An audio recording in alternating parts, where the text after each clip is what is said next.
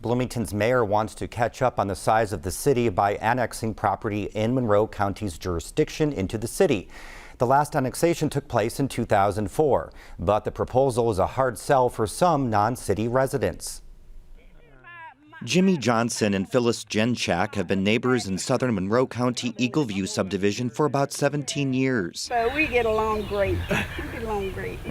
Well, this is a nice neighborhood, as you can see. Johnson says they have everything they need and oppose higher taxes and more government. I just want people telling me how's this going to benefit me and my wife as homeowners here. I think it's going to favor the city more than it's going to favor the homeowners. He says he has no interest in helping finance city projects like Switchyard Park. Mayor John Hamilton says annexation will reduce sewer bills, provide access to policing, trash and recycling, transit services, and more. For them, this feels like what is good for me to be in the city? I think the question really is, what's good for the whole community of Bloomington? But is that enough to convince Monroe County residents and members of the city council? Hamilton says the average residential owner would see around a $600 annual tax increase, but that's an average through more than 9,200 acres and 14,300 people. Indiana code stipulates municipalities can annex after a mail notice, public outreach, fiscal plans presentation, public hearings, and city council adoption. Indiana University public finance economics professor Justin Ross says that makes Indiana's process more efficient and helps avoid urban sprawl and duplication of services. The big trade-off this style of approach done, and you can kind of see this play out, is that it's considered the least likely to have, say, the most adequate planning, the least amount of communication. It's most likely to have more hostility. That's what County Commissioner Julie Thomas is worried about. Our biggest concern is that there are residents of the county who don't know that they're being targeted for annexation. Information went out, and this was a big community issue in 2017, but some new residents have moved into these properties.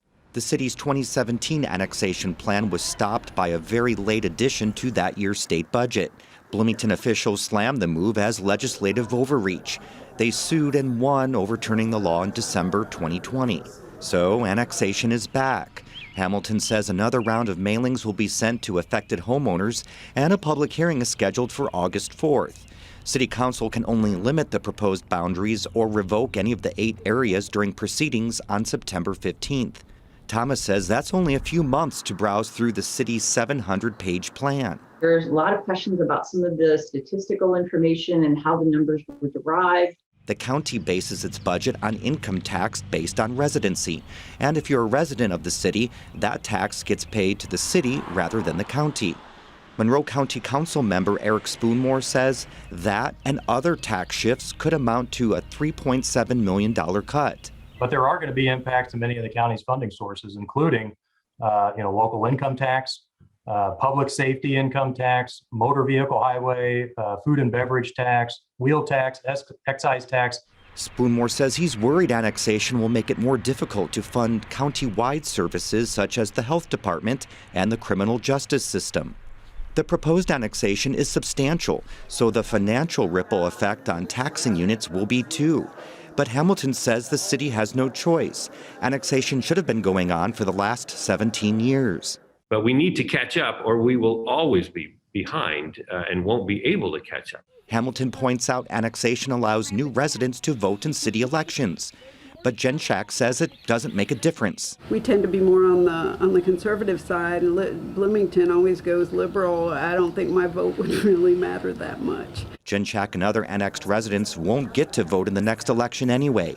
The remonstrance period goes until January 1st, 2024, when the approved annexations take effect, right after 2023 municipal elections. Now, City Council holds annexation hearing September 15th, but it's not final until after the remonstration period ends January 1st, 2024. Association of Indiana Counties Government Relations Director Ryan Hoff joins us now to talk about how some residents can protest annexation. Hi, Ryan. Thanks for being here. You know, during the remonstrance period, landowners within the annexation area can file with the county auditor to remonstrate. But what has to happen to void that annexation ordinance? Good afternoon. The remonstrators would need to reach 65% signatures for each annexation area, have those signatures filed with the auditor's office in order to invalidate the annexation order. And then what will the landowners need to prove if they follow through and fight this through the court system? Because that's also an option, right? Sure, it is an option. If remonstrators only get 51% of the landowners in the annexation area, they would get access to the court system. If a court is asked to invalidate an annexation, they will look at various things like are there going to be economic impacts to the landowners?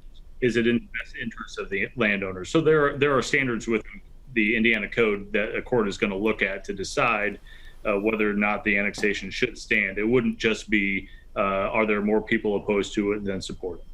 But there are certain properties have annexation remonstrance waivers, and that prohibits owners from challenging annexation.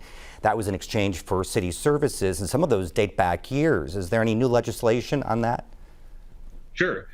So in 2017, the Indiana law needed to invalidate any waiver of remonstrance rights that was 2003. The General Assembly saw fit to allow those waivers of remonstrance rights to last for 15 years.